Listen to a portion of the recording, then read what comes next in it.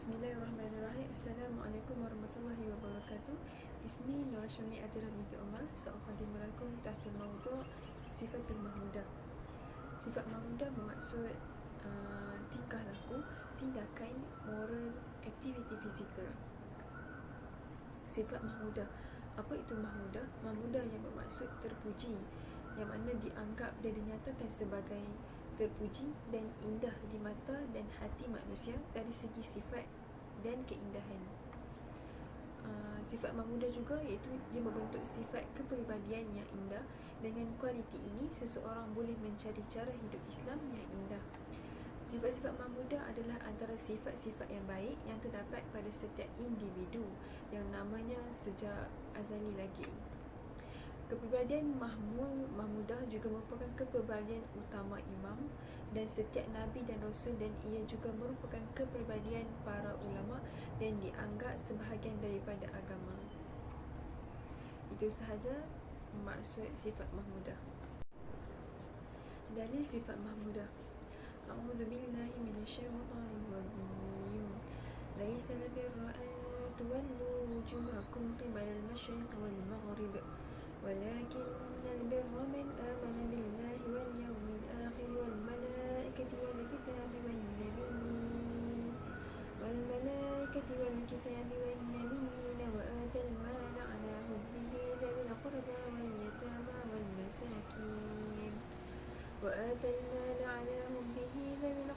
واليتامى والمساكين وابن السبيل والسائلين وفي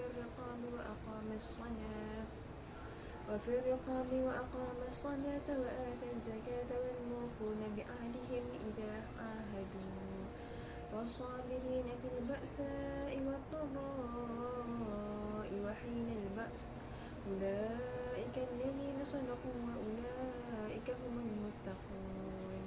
Surah Al-Baqarah ayat 177, yang bermaksud, bukanlah perkara kebajikan itu hanya kamu menghadapkan muka ke pihak timur dan barat, tetapi kebajikan itu ialah berimannya seseorang kepada Allah dan hari akhirat dan segala malaikat dan segala kitab dan sekalian nabi, dan mendermanya seseorang akan harta sedang ia menyayanginya, kepada kaum kerabat dan anak-anak yatim dan orang-orang miskin dan orang yang terlantar dalam perjalanan, dan kepada orang-orang yang meminta, dan untuk memerdekakan hamba-hamba abdi, dan mengerjakan seseorang akan sembahyang serta mengeluarkan zakat, dan perbuatan orang-orang yang menyempurnakan janjinya apabila mereka membuat perjanjian, dan ketabahan orang-orang yang sabar dalam masa kesempitan dan dalam masa kesakitan, dan juga dalam masa bertempur dalam perjuangan perang sabil.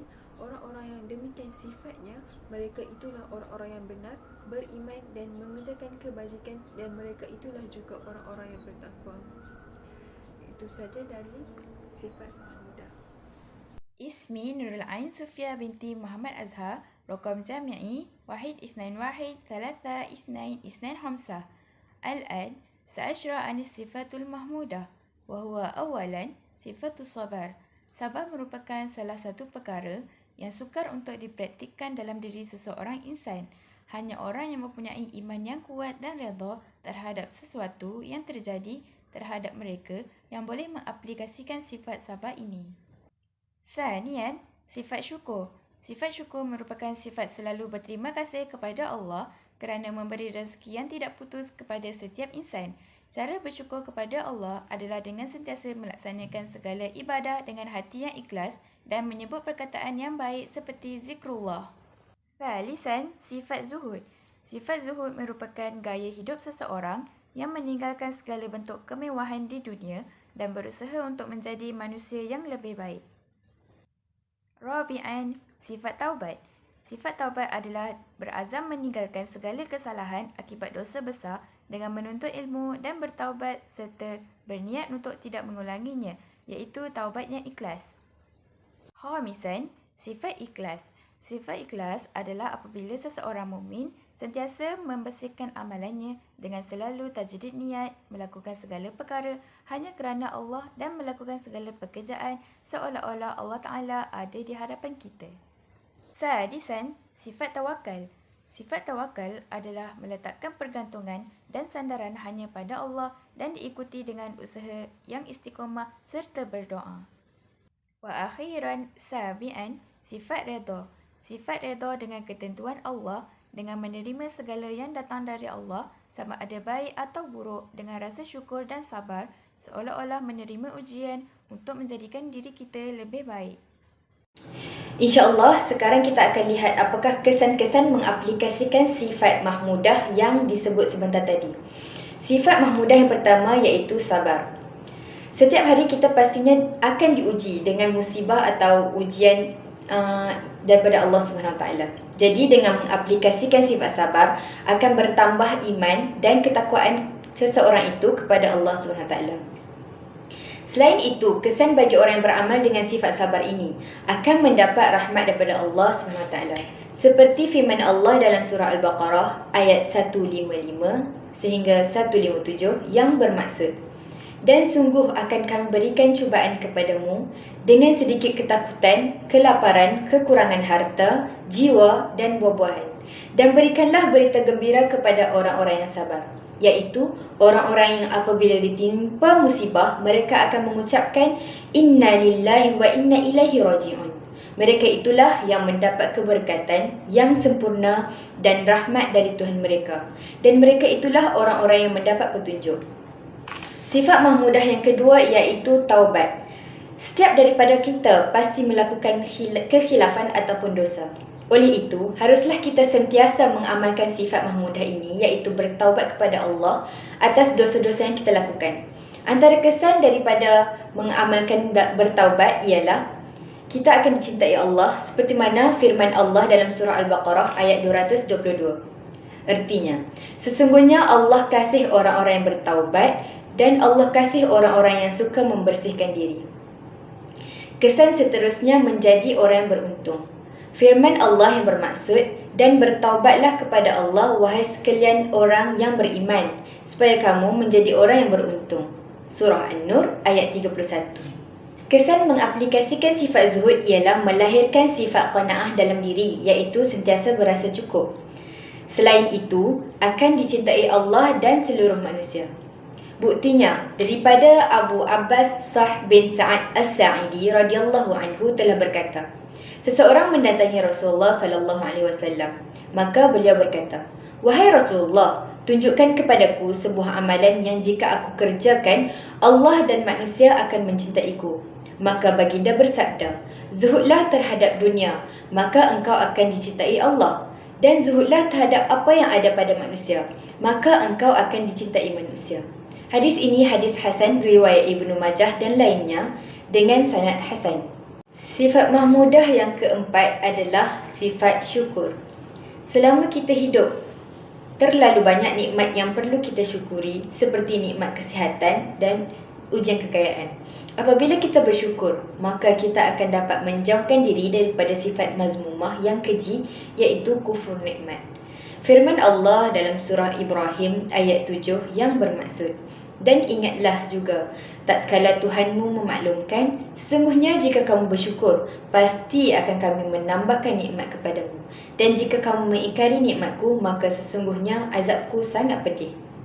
Kesan mengaplikasikan sifat ikhlas dapat menjauhkan diri daripada sifat munafik atau sifat berpura-pura.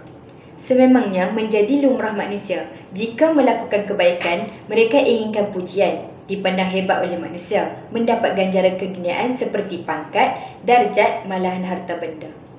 Diri akan merasa bangga dan puas jika mendapat ganjaran keduniaan yang diimpikan.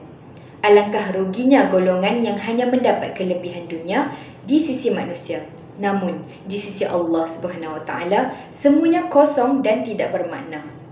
Setiap amalan yang dilaksanakan, jika tiada keikhlasan, hanyalah sesuatu yang hipokrit dan berpura-pura. Rasulullah SAW pernah bersabda yang bermaksud, pada hari kiamat nanti, dunia akan dibawa, kemudian diasing-asingkan perkara yang dikerjakan kerana Allah dan perkara yang dikerjakan bukan kerana Allah, lalu dicampakkan ke dalam api neraka. Hadis riwayat Baihaqi. Seterusnya, dengan mengaplikasikan sifat ikhlas dapat membunuh sifat riak dalam diri. Sifat riak boleh memusnahkan pahala amalan yang dilakukan. Sekiranya melaksanakan sesuatu perkara di hadapan orang lain, perkara tersebut dilakukan dengan sebaik mungkin supaya nampak cantik pada pandangan manusia. Namun bila bersendirian dan tidak diketahui oleh orang lain, perbuatannya hanya sekadar melepaskan batu di tangga. Tidak bersungguh-sungguh dan tidak sempurna. Sifat suka menunjuk-nunjuk ini dapat dihapuskan sekiranya disertai dengan keikhlasan niat kerana Allah SWT. Kesan mengaplikasikan sifat tawakal dalam diri adalah dapat menguatkan keimanan seseorang dan mengukuhkan hubungan antara manusia dengan Tuhan semata-mata. Kesan mengaplikasikan sifat redha ialah mendapat petunjuk dan bantuan daripada Allah SWT. Seperti mana firman Allah dalam surah Al-Ma'idah ayat 16, maksudnya, dengan Al-Quran itu Allah menunjukkan jalan-jalan keselamatan serta kesejahteraan kepada sesiapa yang mengikut keredaannya. Dan dengannya Tuhan keluarkan mereka dari gelap gelita iaitu kufur kepada cahaya iaitu iman yang terang benderang dengan izinnya. Dan dengannya juga Tuhan menunjukkan mereka ke jalan yang lurus. Kesan yang kedua ialah hati akan merasa tenang. Seperti mana dalam firman Allah yang bermaksud, wahai orang yang mempunyai jiwa yang sentiasa tenang, tetap dengan kepercayaan, kembalilah kepada Tuhanmu dengan keadaan engkau berpuas hati dengan segala nikmat yang diberikan, lagi diredai di sisi Tuhanmu. Serta masuklah engkau dalam kumpulan hamba-hambaku yang berbahagia, dan masuklah ke dalam syurgaku. Surah Al-Fajr ayat 27 hingga ayat 30.